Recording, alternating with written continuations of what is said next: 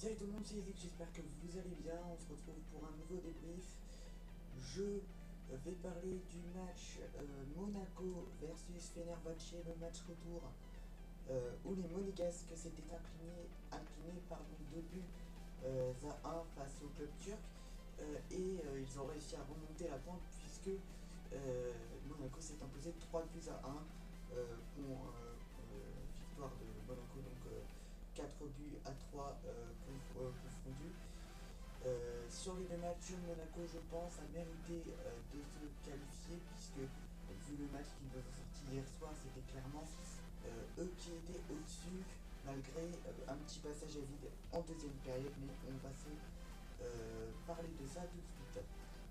Donc, comme vous le voyez à l'écran, sûrement, il y a eu 3 buts pour les Monégasques et on va parler de ça maintenant. On va débriefer ensemble. Donc voilà le premier but grâce à une récupération de Bakayoko et une passe magnifique dès la deuxième minute.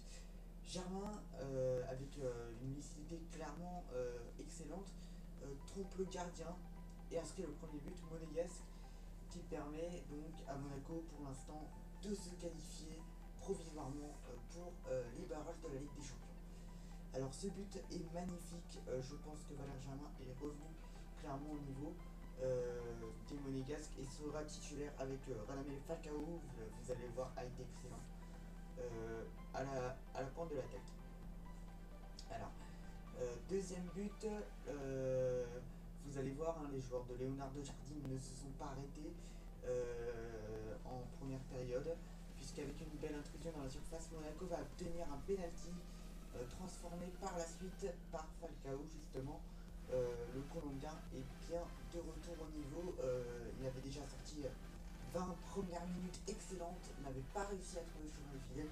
Et là, trouve le chemin de filet sur penalty. C'était déjà lui qui avait marqué le but face aux Turcs chez eux et qui a permis aux Monégasques de se qualifier. Les Monégasques qui mènent 2-0 à la pause sont bien partis pour se qualifier. Un seul but de Fenerbahçe et les deux équipes vont en prolongation. Le match reprend et Monaco se fait peur. Comme vous ne pourrez pas le voir à l'écran ce but car je n'ai pas réussi à le trouver, mais bon, c'était pas non plus excellent. Une barre de Fenerbahçe quelques minutes après la reprise de la pause et quelques secondes après, ils encaissent un but 10 minutes après la reprise de la seconde mi-temps. Donc pour l'instant, les deux équipes sont à égalité parfaite et vont en prolongation à la fin du match. Mais grâce à Valère Germain, auteur de doublé, Monaco est de nouveau qualifié pour les barrages. Et grâce à une reprise de volée magnifique, comme vous le voyez à l'écran, il me semble que c'est Mendy qui fait le centre. Et le joueur de l'OM, l'ancien joueur de l'OM qui a sorti un match excellent. Donc voilà pour les buts. Donc Monaco s'est imposé 3 buts à 1 face au club turc. Les Monégasques ont réussi à passer le troisième tour de la Ligue des Champions avec une victoire 3 buts à 1 comme je vous l'ai dit tout de suite. Ça fait 4-3 aller-retour et se qualifie pour les barrages. Falcao, de retour à son meilleur niveau pour moi, a inscrit un but sur penalty. Et malheureusement, il se blesse à la fin de la première période et il fait douter sur sa présence pour la reprise de la Ligue 1. J'espère qu'il sera de nouveau de retour opérationnel dans une semaine.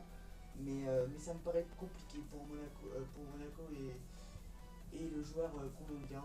Mais on verra bien. Apparemment, il n'avait pas l'air de souffrir en sortant. On verra d'ici quelques jours.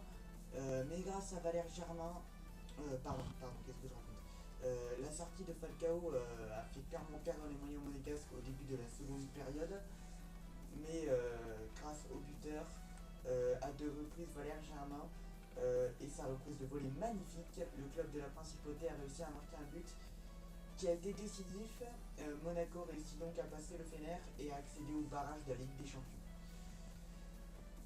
Je pense clairement que Monaco a mérité de se qualifier sur l'ensemble des 2 matchs. Et après, on verra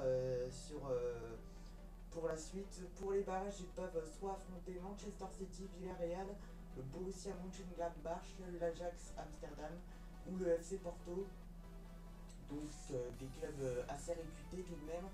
Je pense que si on tombe sur Manchester City, bon, je vais pas être pessimiste, mais c'est mort. Après les autres clubs, il y a vraiment moyen que Monaco s'impose. Le plus dangereux, je pense, c'est Villarreal. Après, le FC Porto, ils n'ont plus rien. L'Ajax Amsterdam, ça reste quand même très possible puisque Milik déjà est parti, je crois. Donc je pense que clairement l'Ajax c'est possible à passer. Le Borussia Mönchengladbach, franchement, je pense que c'est le meilleur tirage qu'on pourrait avoir, le Borussia Mönchengladbach, hein, le club de l'Allemagne, puisque je pense qu'ils n'ont pas grand chose, hein, clairement. Même si Monaco perd, il y a quand même une bonne nouvelle, c'est qu'ils seront qualifiés pour la Ligue Europa et rejoindra donc Nice et on l'espère Lille et Saint-Etienne qui jouent tous les deux ce soir le troisième tour qualificatif de la Ligue Europa et accéderont également au barrage de la Ligue Europa. Donc j'espère qu'ils vont se qualifier. On verra ça ce soir. J'espère que cette vidéo vous aura plu. 6 minutes, ça me paraît plutôt bien.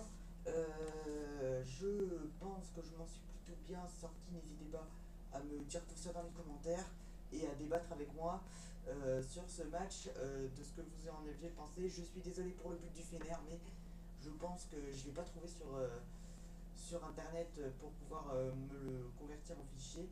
Mais malheureusement, je pense que les attentats en Turquie, enfin le coup d'état plutôt en Turquie a fait beaucoup de choses, hein. C'est pour ça qu'on n'a déjà pas eu accès au match aller. Et puis on n'a pas non plus eu accès.